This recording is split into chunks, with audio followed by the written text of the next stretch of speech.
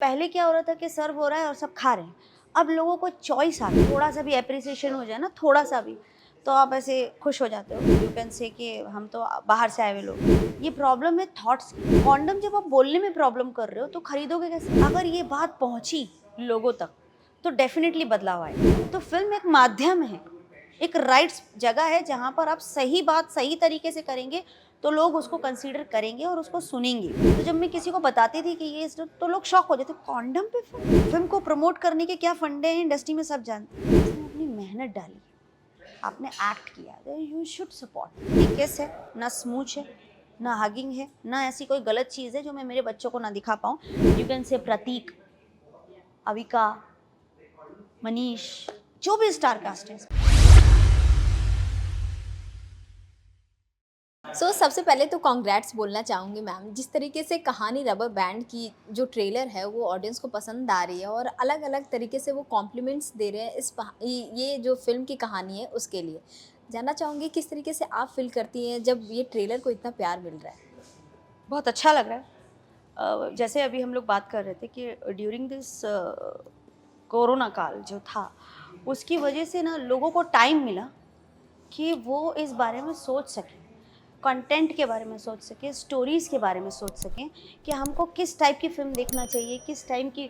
मतलब पहले क्या हो रहा था कि सर्व हो रहा है और सब खा रहे हैं। अब लोगों को चॉइस आ गया है, तो which is very good.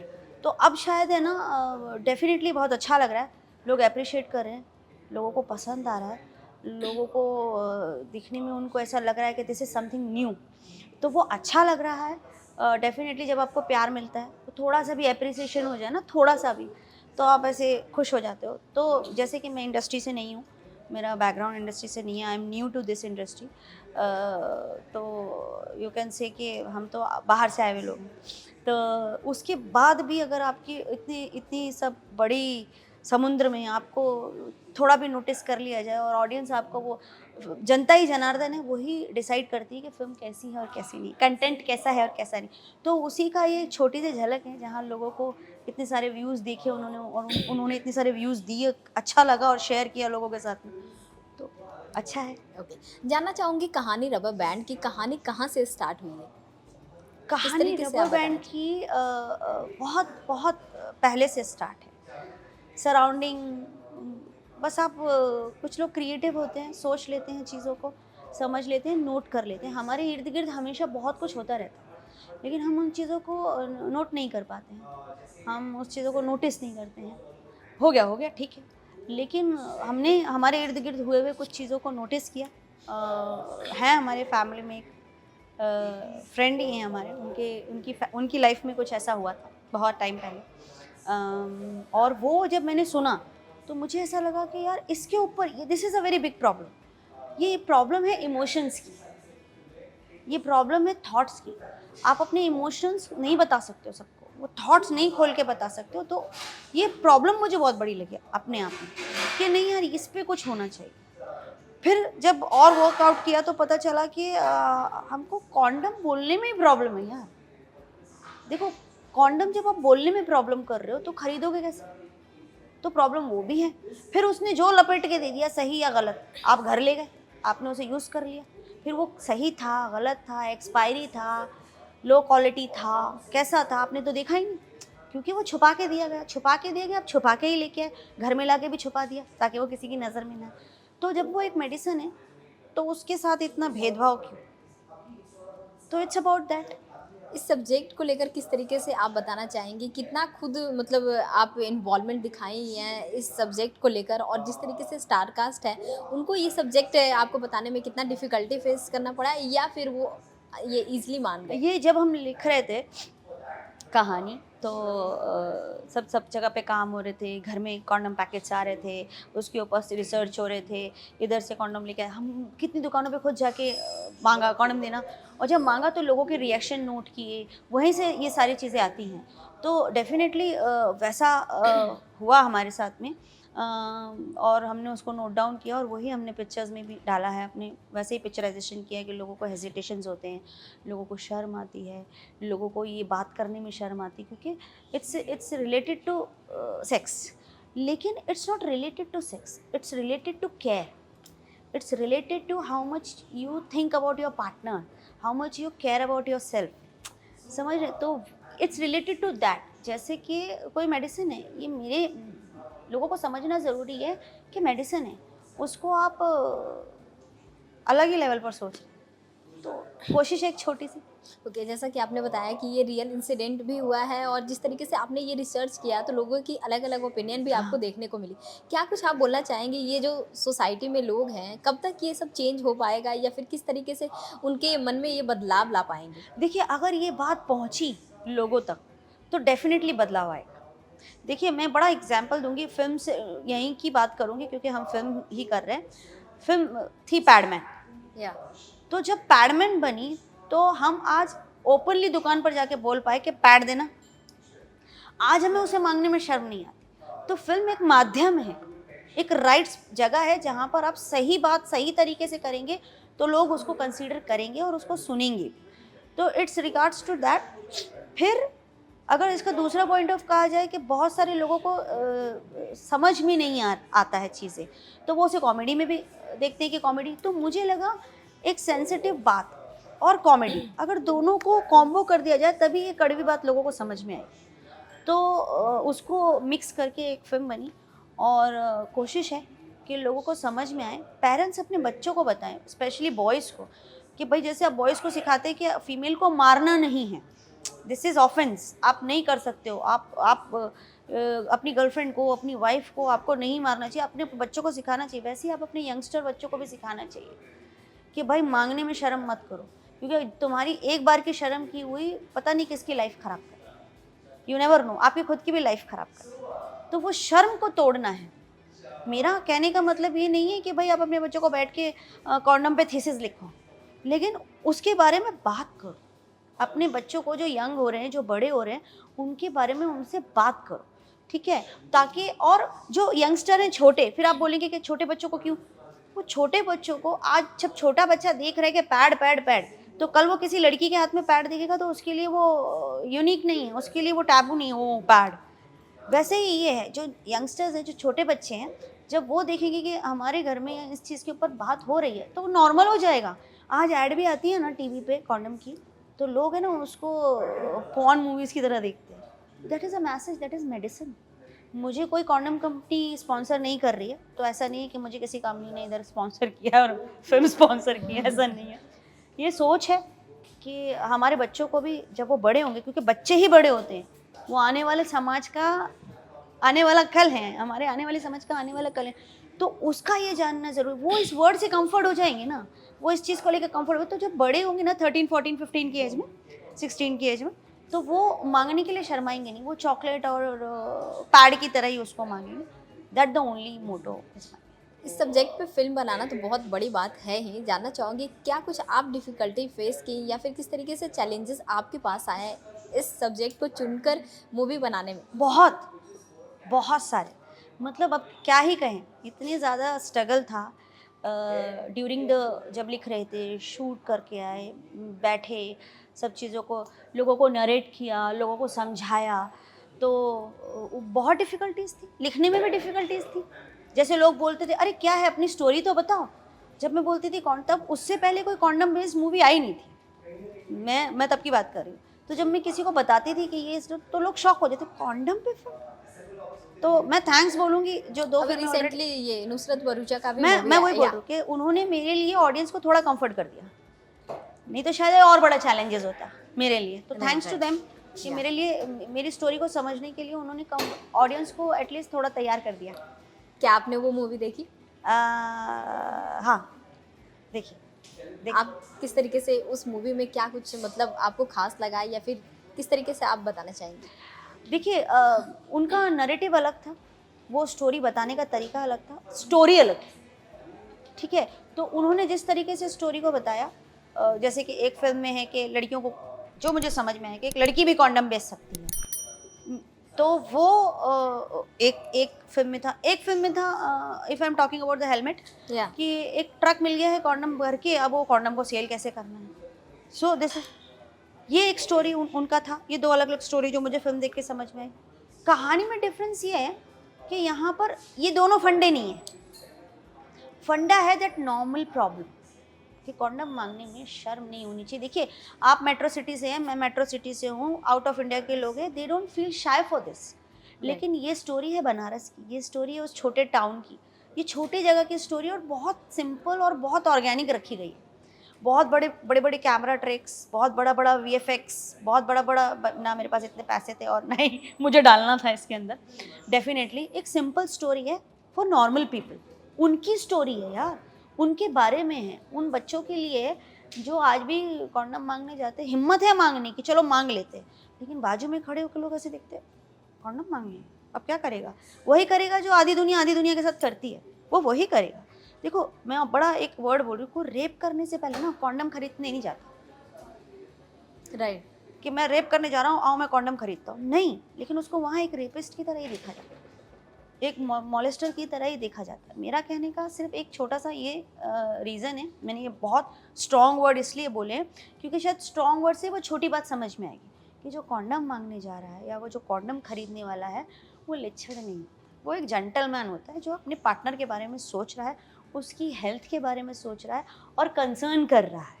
So it's about that. जिस तरीके से अभी फिल्मों को लेकर सिनेरियो बना हुआ है बॉलीवुड वर्सेस साउथ, और जिस तरीके से ये टोटल पैन इंडिया का सिनेरियो है, किस तरीके से आप देखती हैं या फिर कितना कंपटीशन आप फील करती हैं? ये 14 अक्टूबर को मूवी आ रही है और भी फिल्में रिलीज हो रही है, तो किस तरीके से इस रिस्पॉन्सिबिलिटी को आप देखती हैं? भाई ऑनेस्टली बोलूँ, आज के टाइम पे ना ऑडियंस हमारी जो है बहुत जागृत हो गई, बहुत। आप उनको कुछ भी नहीं खिला सकते, तो they have their own choice कि उनको कहाँ जाना है, क्या देखना है, किस तरह से देखना है। ये कोई ऑनेस्टली मैं बोलूँ तो मैं कंपटीशन है भी, डरी भी हुई हूँ, बिकॉज सब अपने आप में मंजे हुए हैं, स्टैब्लिश हैं, सब स्ट्रॉन्ग हैं, सब हैं। बट ये एक छोटी सी कोशिश है और हिम्मत जुटा के मैं यहाँ तक आई हूँ। तो इंडस्ट्री से नहीं हूँ, लेकिन कोशिश करती हूँ कि ऑडियंस से हूँ। मैं अगर राइट वर्ड बोलूँ तो मैं इंडस्ट्री से नहीं हूँ, मैं ऑडियंस से हूँ, मैं जनता से हूँ, जहाँ से मैं यहाँ आई हूँ और जनता की बात करने आई हूँ। तो जनता को अगर वो इस चीज़ को समझेंगे और सुनेंगे तो फिर वहाँ पर सपोर्ट होगा मेरे लिए। या जनता ने तो प्यार दिखाया है ट्रेलर को लेकर, जानना चाहूँगी इंडस्ट्री से किसका प्यार मिला है, किस तरीके से रिस्पॉन्स मिला है, किस किस का मैसेज आया है, किस तरीके से रिस्पॉन्स मिला है? जैसे कि मैंने कहा, जहाँ कॉन्डम का नाम आ जाता है वहाँ लोग आपको जज कर लेते हैं, और वो जज वाली बात ही नहीं। इंडस्ट्री से मेरी टीम, मेरी म्यूज़िक टीम, मेरी म्यूज़िक टीम ने बहुत सपोर्ट किया ऑनेस्टली। फिर मेरे कंपोज़र हों, मीत ब्रदर्स हों, अनूप हो, मेरी म्यूज़िक टीम ने मुझे बहुत सपोर्ट किया। They are super busy man, Meet brothers are super busy, but he came to support me. मेरे लिए बड़ी बात है। तो ऐसा नहीं है, इंडस्ट्री में जो लोग हैं जो सिर्फ पैसे के लिए काम नहीं करते, आपके टैलेंट को भी समझते हैं, उनको ऐसा लगा कि ये एक सोशल मैसेज है, आम लोगों की बात है, आम लोगों तक पहुंचनी चाहिए, तो वो आ गए। जैसे कि राघव आ गए, आरजे राघव, ही सेड के वो फिल्म में नहीं है, बट ही सेड के Sarika I want to promote this film को प्रमोट करने के क्या फंडे हैं इंडस्ट्री में सब जानते हैं, ऑडियंस में भी आजकल सब जानते हैं। मैं कोई फंडा कर नहीं पा रही, ना मुझे चीज़ों का उतना करने के लिए जगह मिल पा रही है। बट हाँ, इतना है कि मैंने जैसे कहा, आप लोगों को चुना कि आप लोगों से बात करूँगी तो शायद मेरी बात लोगों तक पहुँचेगी, और मेरी खुद की बात है तो मेरे मुंह से ही ज़्यादा अच्छे से समझ पाएगी। बाकी मेरे एक्टर्स मनीष जो लीड कर रहे हैं, ही सपोर्टिंग मी अलॉट, वो मेरे साथ हर जगह पर खड़े हैं। हमारी बहुत सारी बातें होती हैं, बहुत सारे मतभेद होते हैं, बहुत सारी डिस्कशंस होती हैं, नहीं सारिका ऐसे नहीं ऐसे, मैं उसको बोलती हूँ नहीं ऐसे नहीं ऐसे, but then to it we are together, क्योंकि उसने ये फिल्म की है।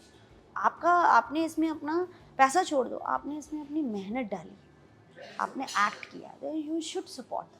अगर एक्टर लेवल पे बात करो तो, इंडस्ट्री के लेवल पे बात करो तो बाकी इम्पा सपोर्ट मी लॉट। बहुत सारी चीज़ें बताई गई उन्होंने मुझे कि सारिका ये ऐसे होता है, सारिका ये वैसे होता है, they support me a lot. Censor board support me a lot, being a new director वो मुझे बहुत सपोर्ट कर रहे हैं। बहुत सारी चीज़ों को उन्होंने समझा, और बिल्कुल भी कोई अश्लीलता नहीं थी, इसलिए उन्होंने इस चीज़ को अप्रूवल भी दिया। और बात रहा ट्रेलर की, जिस तरीके से लोग जो मुझे लग रहा है कि लोग शायद सोच रहे हैं कि भाई जो इसके अंदर दिख रहा है ना वही आपको अंदर मिलेगा, ऑनेस्टली। अब इसको देख के देखिए, इसके अंदर ना कहीं किस है, ना स्मूच है, ना हगिंग है, ना ऐसी कोई गलत चीज़ है जो मैं मेरे बच्चों को ना दिखा पाऊँ, या ये देश के सारे बच्चे मेरे ही बच्चे, मैं उनको ना दिखा पाऊँ। बहुत सिंपल, जो ट्रेलर में दिख रहा है वही आपको अंदर मिलेगा। देयर इज़ नो जेपेटाइज, there is no double things. आपको जो इसमें दिख रहा है वही मिलेगा अंदर, एक स्वच्छ साफ message with good content, with good message. अब कितना गुड है, कितना बैड है, कितना लोगों को समझ में आता है, कितना वो इस चीज़ को अप्रिशिएट कर पाते हैं, मेरी बस एक ही विनती है, मैं यहाँ से नहीं हूँ और बहुत हिम्मत करके स्ट्रगल करके यहाँ तक पहुँची हूँ। अभी भी मेरा स्ट्रगलिंग चालू है, बिकॉज आगे बहुत फिल्में हैं, ये है। PVR हेल्प मी, जी TV हेल्प मी, ऑनेस्टली जी म्यूज़िक हेल्प मी कि नहीं Sarika this music is good, तो उन्होंने बहुत सपोर्ट किया, अभी भी कर रहे हैं।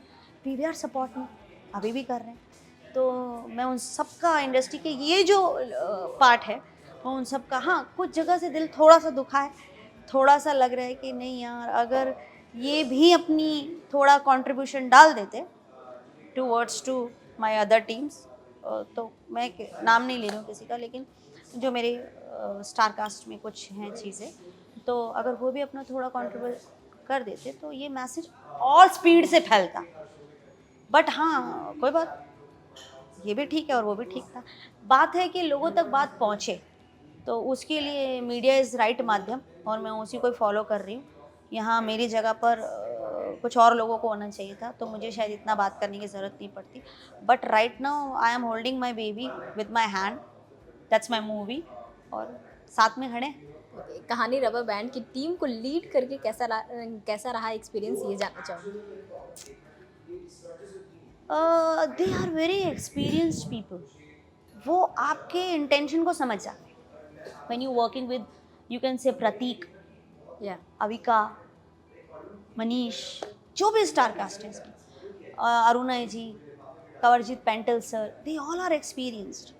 मैं वहाँ न्यू थी, लेकिन वो मेरी बात को यू कैन से समझ रहे थे, क्योंकि शायद मुझे समझाना आ रहा था, तो इसलिए वो समझ भी पा रहे थे, और they did a good, very good job. आप फिल्म में दो अलग अलग, जब आप फिल्म देखोगे, आई एम टेलिंग यू कि दो अलग अलग बैकड्रॉप दिखेंगे आपको। इंटरवल से फिल्म पहले कुछ और है, और इंटरवल के बाद फिल्म कुछ और है, पूरा सिनेरियो चेंज होता है। तो जब आप बाहर निकलते हैं ना, तो आपको बहुत सारी चीज़ें समझ में आएंगी, पूरा बैकड्रॉप चेंज हो जाता है, और वो इतना नेचुरल और ऑर्गेनिक रखा गया है। There is no tricks, no extra work, जो भी है ऑर्गेनिक है। तो जितना भी है वो ऑर्गेनिक तरीके से शूट किया गया, और उसी हिसाब से वो चल रहा है। तो एक उम्मीद है, एक होप है कि लोगों को ये छोटी सी, जैसे कि मैं पोस्टर की बात करूं, मुझे ये बात करनी है, Yeah. ये भी हमारा पोस्टर है, ये भी हमारा पोस्टर है, you can see the balloon. तो समवन टोल्ड मी कि ये यार बर्थडे पार्टी लग रहा है, समवन टोल्ड मी कि ये बर्थडे पार्टी का इनविटेशन लग रहा है। तो मैंने उसको बोला कि यार I am talking about condom, और कॉन्डम का रिजेंबल इससे ऊपर और क्या हो सकता है। मुझे कोई दूसरा ऑब्जेक्ट दिख नहीं रहा है जिसको मैं यहाँ प्लेस कर सकूँ। You know, I am talking about condom, जहाँ पर कॉन्डम है लेकिन गलत नहीं, तो ये बलून्स। लेकिन जब वो वायरल हुआ, लोगों को पसंद आया, आज 20 मिलियन 21 मिलियन क्रॉस हो गया है अभी तक Yeah. तो हो भी गया है ऑलमोस्ट। तो ये लोगों की पसंद है। हम जब बहुत ज़्यादा काम कर लेते हैं ना, तो हम बहुत क्रिएटिव हो जाते हैं, हमको ऐसा लगता है हमको सब कुछ पता है, वी नो एवरीथिंग। जब आप बड़े हो जाते हो तो ऐसा लगता है वी नो एवरीथिंग, लेकिन नहीं बॉस, सिर्फ ऑडियंस को पता होता है, वही जानती है, और जज भी वही करती है। हम जो भी परोसते हैं उनको वो खाना है कि नहीं खाना है, अब हम जजमेंटल हो गए और अब हम जज करेंगे, और वो करते भी। और मैं चाहती हूँ वो मेरी फिल्म को भी जज करें। अगर अच्छी लगती है तो मुझे सपोर्ट करें, अच्छी नहीं लगती है तो भी मैं ये कहूँगी, मैं और सीखूँगी, मैं और ज़्यादा कोशिश करूँगी कि मैं नेक्स्ट टाइम और अच्छा कुछ लेकर आऊँ, जो उन तबके को जो पसंद नहीं आ रही हो उनको भी मैं कन्विंस कर सकूँ कि कुछ अच्छा कर सकते हैं, तो मैं कुछ अच्छा कर सकती हूँ। और कुछ ऑडियंस को बोलना चाहेंगे लास्टली जाते जाते? मैं एक ही बात बोलना चाहूँगी, जो मुझे बड़ा स्ट्रॉन्ग लगता है अभी तक आने में, जहाँ पे मुझे लोगों ने सपोर्ट भी किया है, कि she is not from industry, ये जनता से, आम लोगों से उठकर आई है बंदी, ठीक है, और यहाँ पर आइए तो इसको सपोर्ट करना चाहिए। तो जब इंडस्ट्री के कुछ लोग मुझे सपोर्ट कर रहे हैं, क्योंकि मैं आम लोगों से यहाँ तक आई हूँ, जनता से यहाँ तक आई हूँ, ऑडियंस से यहाँ तक आई हूँ, तो मैं ऑडियंस से भी यही कहूँगी कि उसी तरह से प्यार और सपोर्ट करें।